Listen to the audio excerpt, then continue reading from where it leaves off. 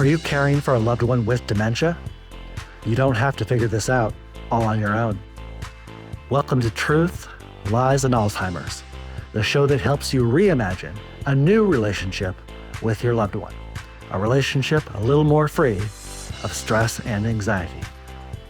Join host Lisa Skinner and her 30-plus years of experience as she guides you on a new path to a better relationship with those you care for. Here's Lisa. Hi, everybody. Welcome back. As promised, I'm here with another brand new episode of the Truth, Lies, and Alzheimer's Show, and I am Lisa Skinner, your host.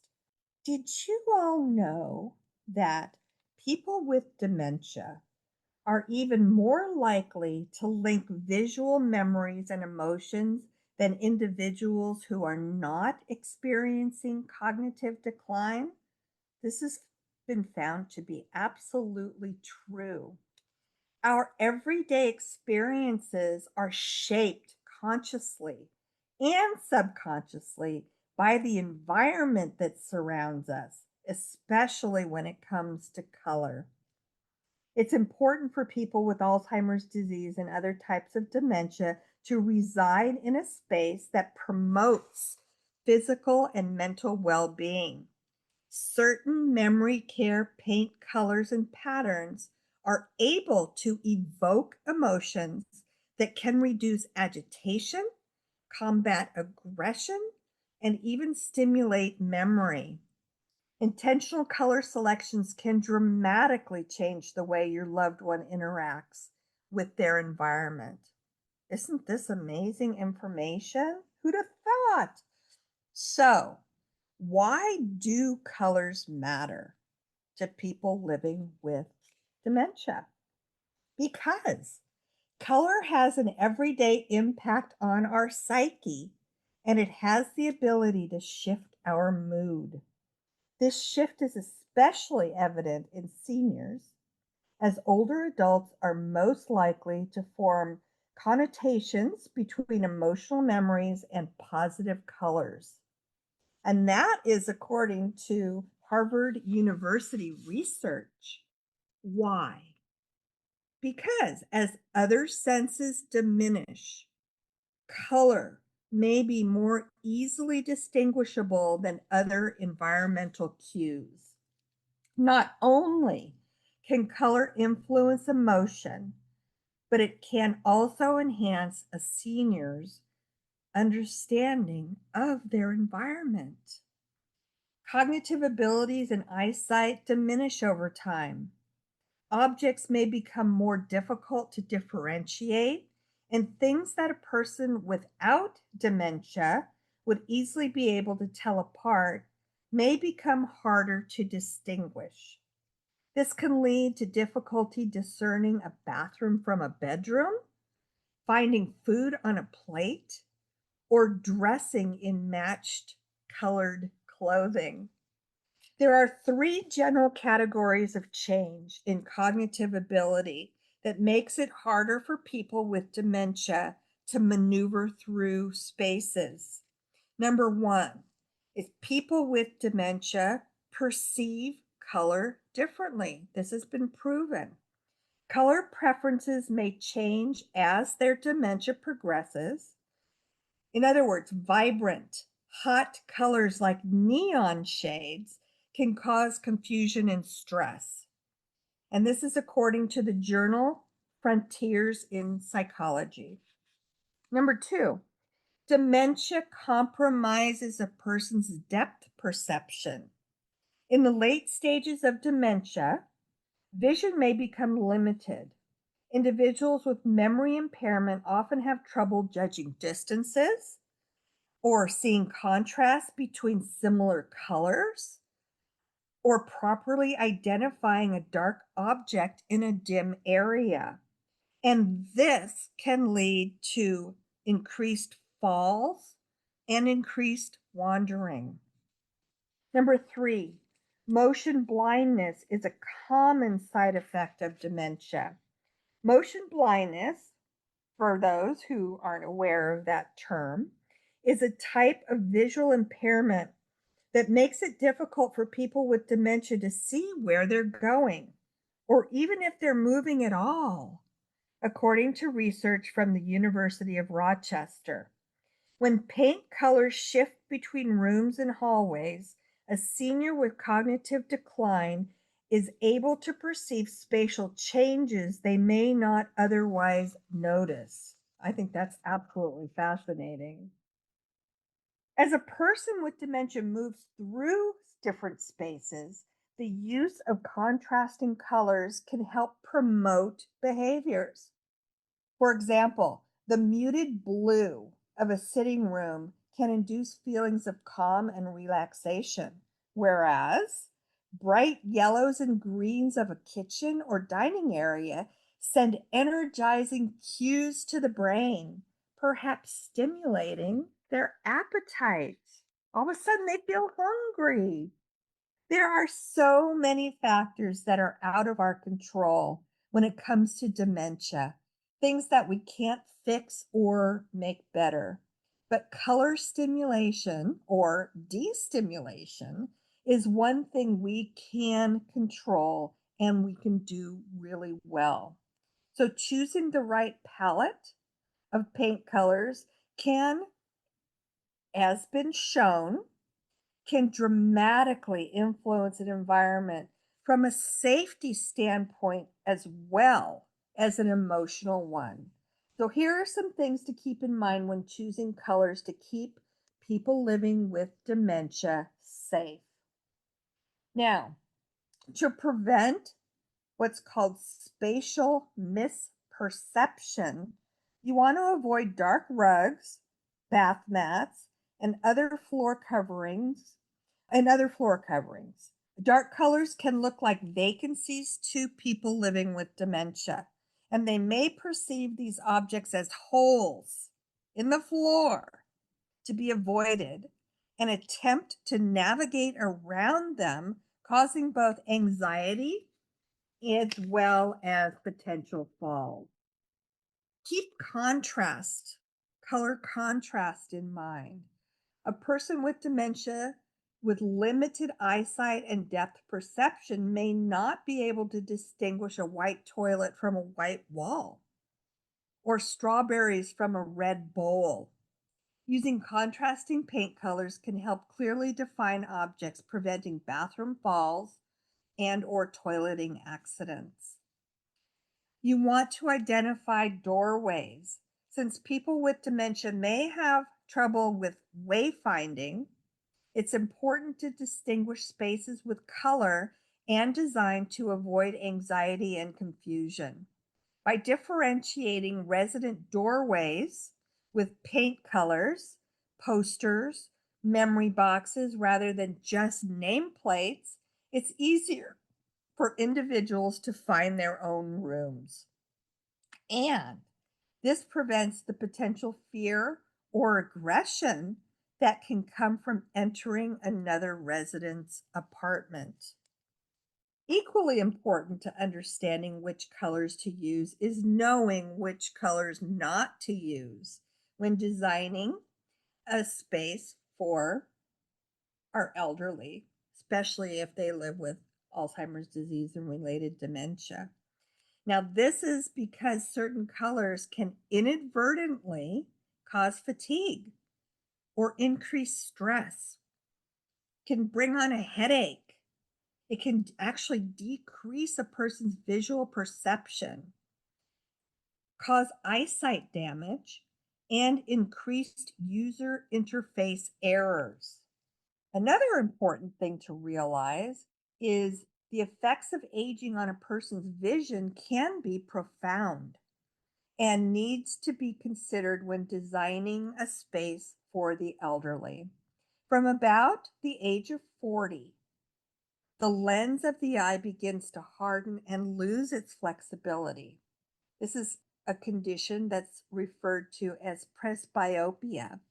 Now, presbyopia causes images to be focused behind the retina with a resulting loss in visual acuity.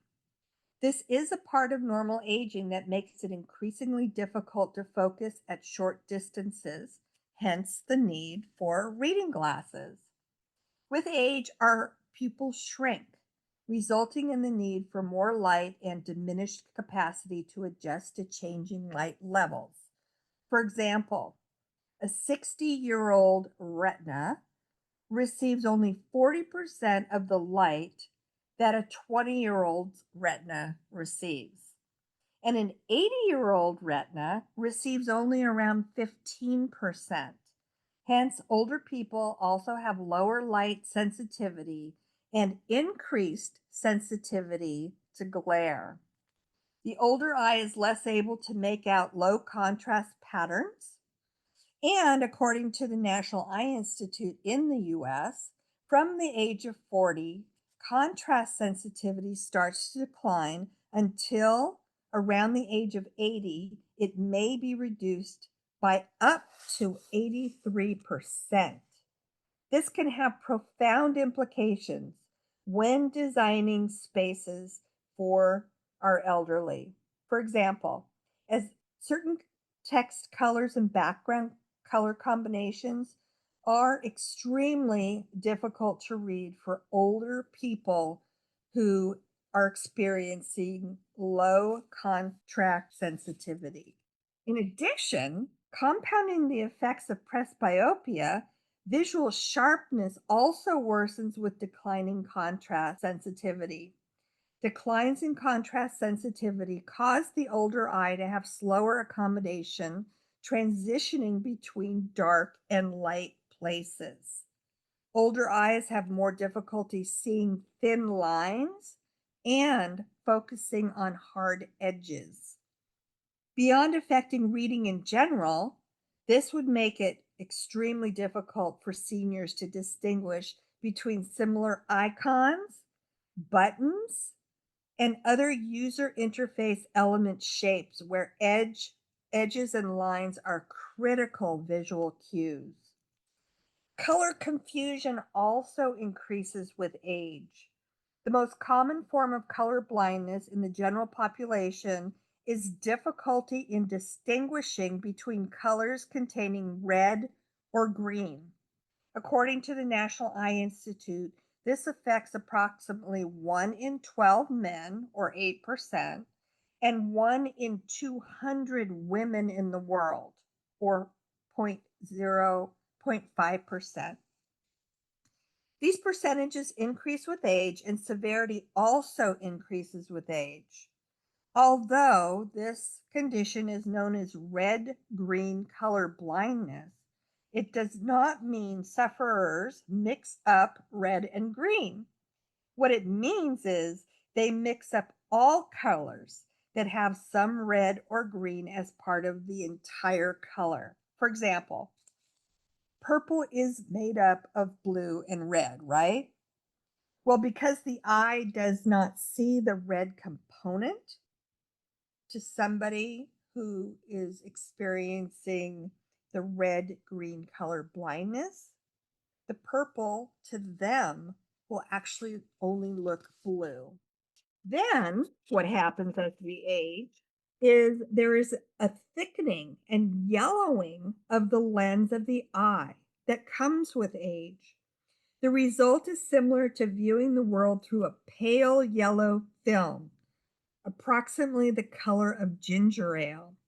This makes it harder to differentiate between colors in the green and blue shades because green is made up of blue and yellow.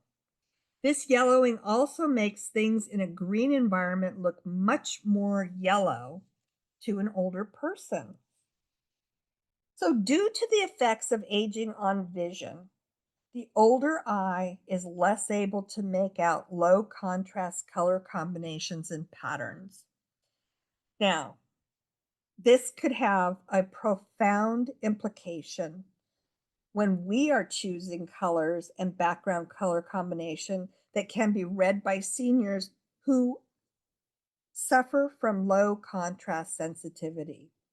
In addition to text, color contrast may also play an important role in differentiating graphical shapes.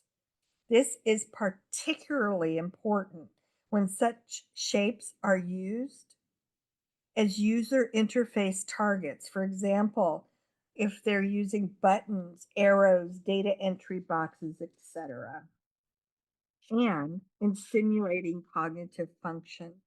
These principles have been used by interior designers for many, many years to create living and gathering spaces for elderly people. They can also be used when designing spaces for seniors. So, in general, older people have been found to be drawn to soft pastels, but these may not have the vitality of colors needed to stimulate the mind and mood. Bear that in mind. Visual problems, particularly the yellowing of the lens, can also impair how soft pastels are perceived by elderly people. And here are some examples. Blue happens to be the number one preferred color by all age groups and all genders and ethnicities. Navy blue, sky blue, and aquamarine are particular favorites for seniors.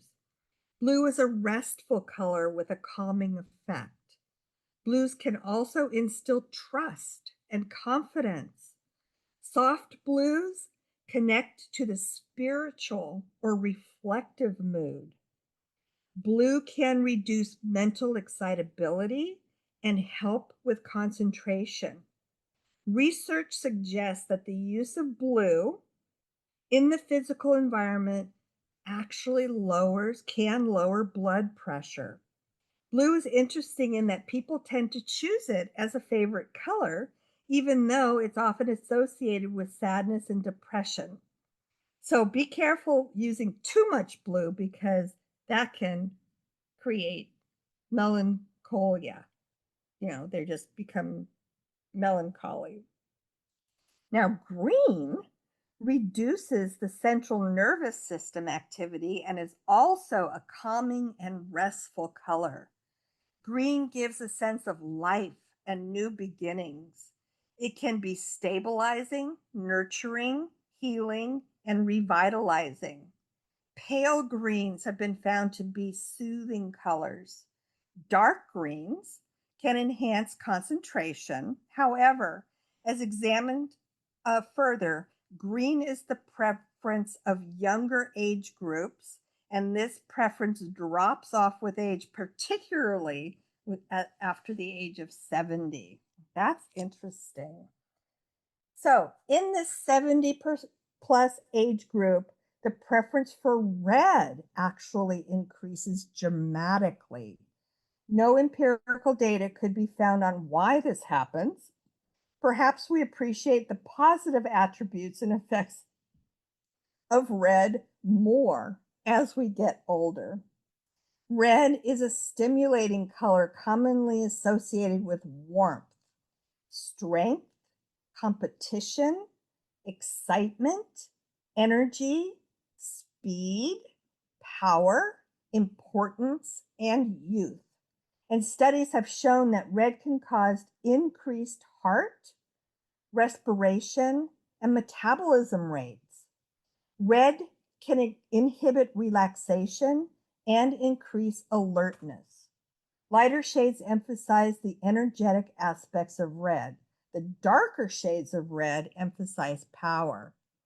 So it sounds like if somebody tells you their favorite color is red and they're considered part of the elderly population, that might not be the best choice of color. Purple inspires people and is thought to be thought provoking. It is often described as exciting and intriguing. Mauve colors, which are a mix of violet and red, are nurturing. They promote intuition, they're meditative, and induce insightful thinking. Lighter shades of purple bring to mind spring and romance. The darker shades of purple add mystery, which can symbolize creativity. But purple can be polarizing. It's either loved or hated more than any other primary or secondary color. So, some of the other effects of colors, I'm going to go over with you real quickly. These are really interesting. Reds. The effect of reds have been shown to arouse stimulation. It increases heart, respiration, and metabolic rates and will inhibit relaxation. The lighter shades of red emphasize the energetic aspects of red, and the darker shades emphasize power. Orange. Actually, orange, this is really intriguing. It triggers alertness. It's stimulating, but less so than red. And deeper oranges are warming. Yellow is also warming, cheering, and stimulating, and it triggers alertness, but it can cause anxiety, agitation, and anger. Bright, sharp yellows can be tiring and trigger headaches. Lighter shades play on the happiness aspects, reminding people of the summertime and the sun. And then our darker shades, including gold, add more weight and give a sense of antiquity. Green also is considered stabilizing, nurturing, healing, and revitalizing. The pale greens are soothing, where the dark greens can enhance our concentration. Green can make reading easier. Meetings in green rooms are perceived as being shorter. Blues are considered to be calming, trust inspiring, and cleansing. It reduces mental excitability and therefore helps one to concentrate. Pale blue is cooling and encourages rest, but cannot be used indiscriminately, as too much of it again produces melancholia. Indigo blue is used where fear is hindering activity. Purple or violet also is thought to be inspiring and thought provoking. Mauves are nurturing, meditative, and insightful and promote intuition. The lighter shades of purple bring to mind spring and romance. Darker shades of purple add more mystery and can symbolize creativity. We haven't talked about pink yet. Pink is subduing and flattering. Depending on use, pink can be either stimulating or calming. The connotations with childhood and with sugary treats gives it a sweet, sometimes innocent appeal. Traditionally used with love and romantic themes alongside red and light purple. Brown. We haven't heard anything about brown. And surprisingly, brown is considered to be comforting, soothing, and friendly. It denotes dependability, can make a space feel secure and stable. But it can also be depressing unless used with other colors. Black is considered empowering, rest mind and body, but too much black can be frightening and depressing unless used with other colors. Gray is reassuring, cool and rational thinking, but too much gray can be dulling and demotivating. And then white, good old white, our vanilla ice cream. White's considered to be attention getting, helps the mind to be open, clear, and receptive, cheering when used with red, yellow, or orange. Too much bright white can produce eye strain and headaches. Now, colors can also be used to stimulate memory and other cognitive functions. For example, the color of medications, this is important. can help elderly people remember to take them. Researchers are studying the effect of linking pill color to the condition being treated. For example, calming blue pills for pain medication. Similar color linkages can be used for seniors. Now, once again, because red increases brainwave activity and can stimulate the production of adrenaline into the bloodstream, red and yellow are sometimes used in dining rooms to stimulate people living with dementia to remember to eat. Note, however, that dark and severe reds do have the ability to overstimulate and agitate people. Purple does not appear to have consistent effects on our nervous systems. Now, a few articles have been published on color perception in people with dementia. These conclude that people with dementia do significantly worse on tests of contrast sensitivity, visual attention, and color naming compared with people who don't live with dementia.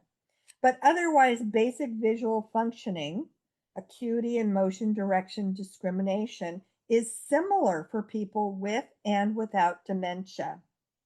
Color preferences, for example, how much we like or dislike color, are also similar for people with and without dementia, blue and green being the most preferred colors.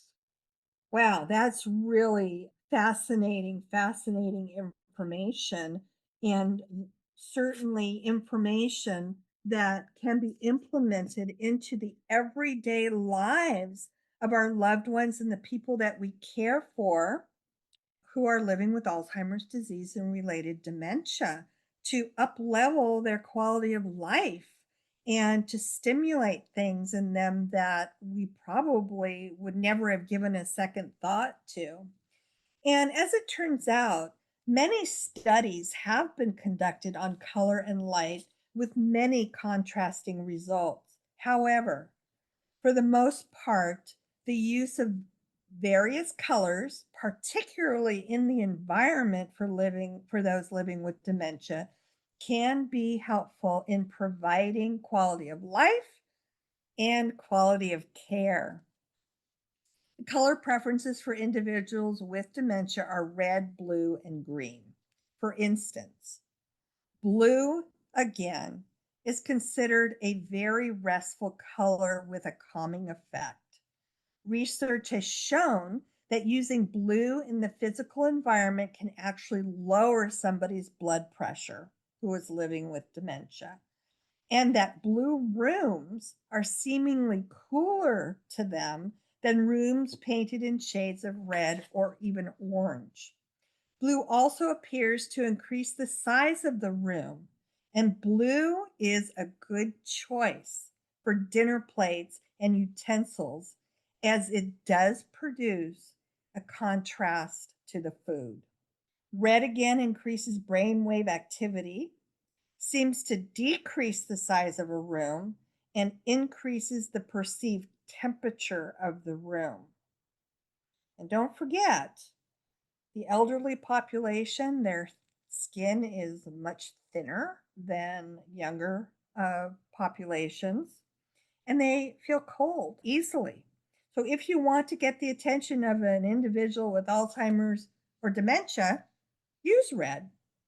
It is also a good color for dinner plates and utensils as it offers good contrast with food and stimulates the appetite. Finally, green again is symbolic of growth and life and is the most restful of colors. It reduces the central nervous system activity and helps individuals remain calm. Using green makes rooms also appear larger. Particularly lime green is effective with individuals with Alzheimer's or dementia for visual attention. Let me give you an example. Use them as visual cues for bathrooms, bedrooms, walkers, etc. For the affected individual who may have aggressive tendencies, using pink in their personal space is great because it tends to ease aggressive behaviors. The use of contrast is extremely important for marking edges of things, drawing attention to furniture or other tripping hazards, and making it easier to locate food on a plate or find a toilet seat in a white on white bathroom. Contrast can be used to help define objects more clearly. This is something that we know and use on a regular basis. Using a color that contrasts with the background draws attention to the key features.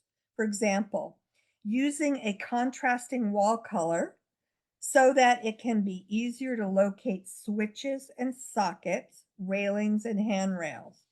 Doors of the bathroom can be painted a different color than other rooms in the house for easier identification. And also, by using a contrasting color in the kitchen, you can highlight edges of the cabinets, helping affected individuals locate themselves within their surroundings and reduce accidental injuries from those edges. In addition to the environment, look at other ways of using color for the affected individual. You want to incorporate color in the individual's wardrobe using his or her favorite colors.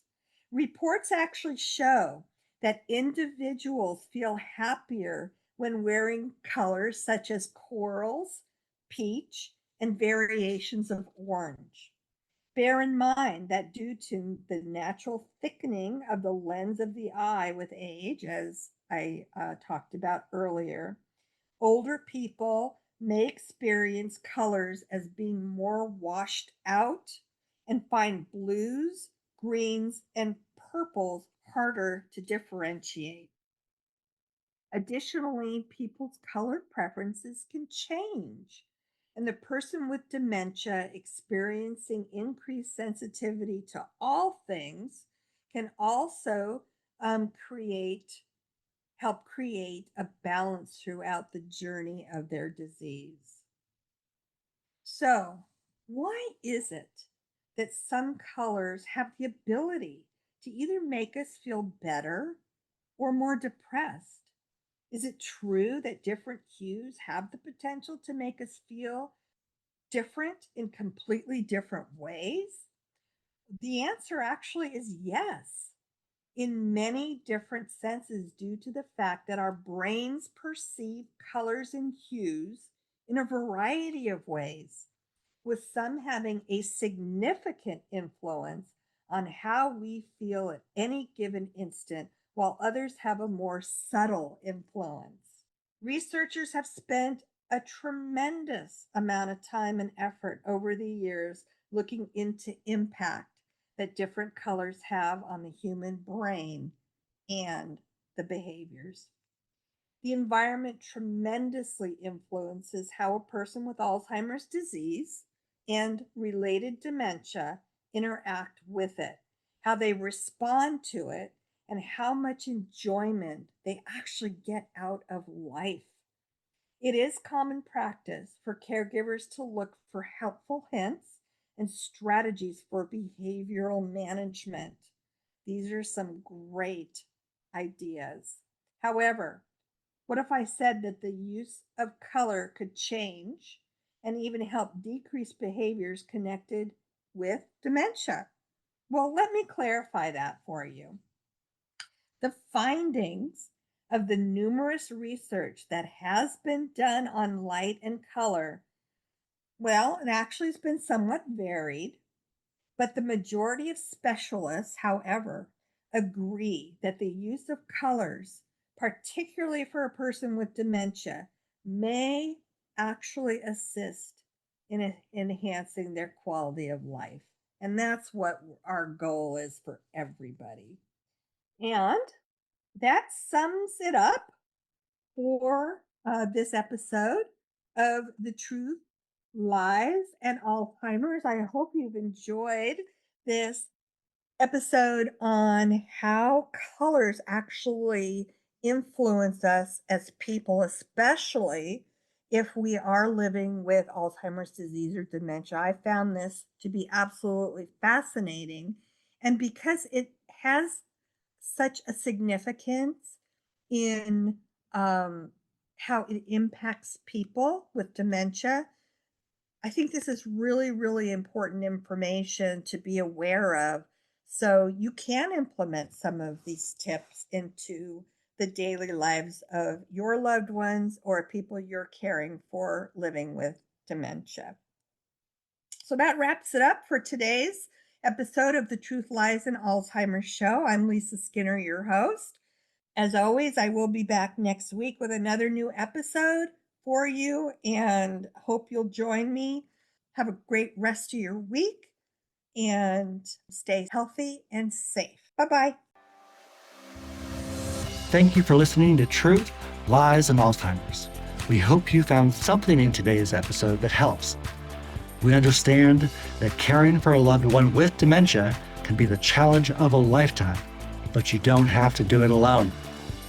If you're ready for exclusive access to even more great content and resources, head on over to Facebook and join Lisa's Minding Dementia support group. We're a community of like-minded caregivers, and we're here to help.